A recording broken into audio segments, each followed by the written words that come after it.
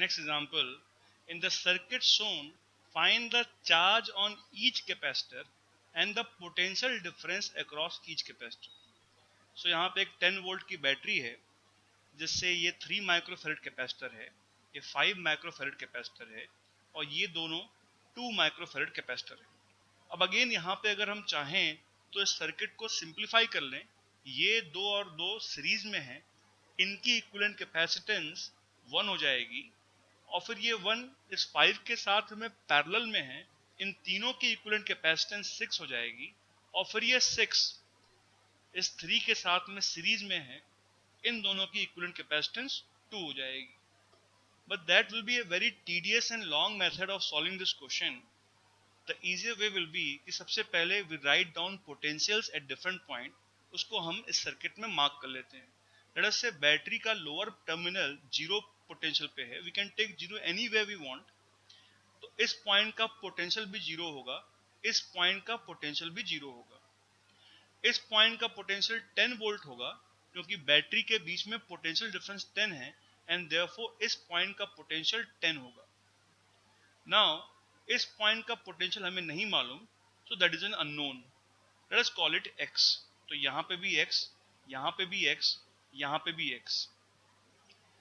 Further इस point का potential भी अभी अननोन है, we don't know the potential at this point, so let us call it y. इस पॉइंट का भी पोटेंशियल y, इस पॉइंट का भी पोटेंशियल y.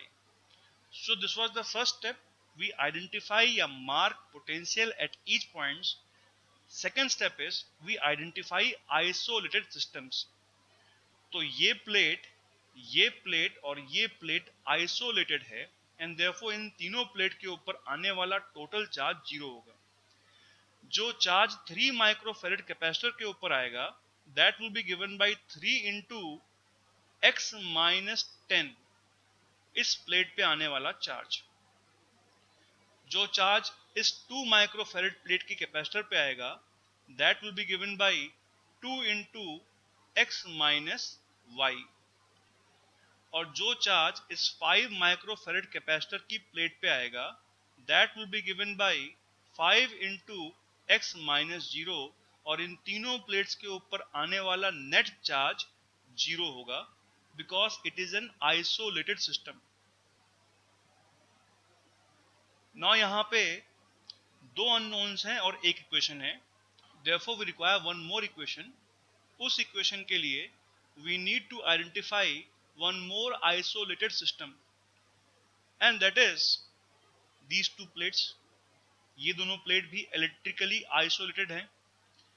इस प्लेट पे जो चार्ज आएगा that will be given by 2 into y minus x, क्योंकि इस पॉइंट का पोटेंशियल y है, इस पॉइंट का पोटेंशियल x है. इस प्लेट पे जो चार्ज आएगा that will be 2 into y minus 0 और इन दोनों प्लेट के ऊपर आने वाला नेट चार्ज भी 0 के बराबर है and therefore this will be equal to 0. Thus we have two equations and two unknown. अगर हम x और y के लिए सॉल्व करें we get the value of x and y. और अब अगर मुझे हर पॉइंट पे पोटेंशियल मालूम है I can find the charge on the each capacitor. In fact, the charge on the 3 microfarad capacitor is this only. X की value solve करने के बाद इस इक्वेशन में रखेंगे, we get the charge on the 3 microfarad capacitor. The charge on the 2 microfarad capacitor is this only. X और Y की value solve करेंगे और अगर इस इक्वेशन में रखें 2 into x minus y, 2 into x minus y gives me the charge on this capacitor only. Similarly, the charge on the 5 microfarad capacitor is 5 into x minus 0, क्योंकि इस point का potential x है, इस point का potential 0 है.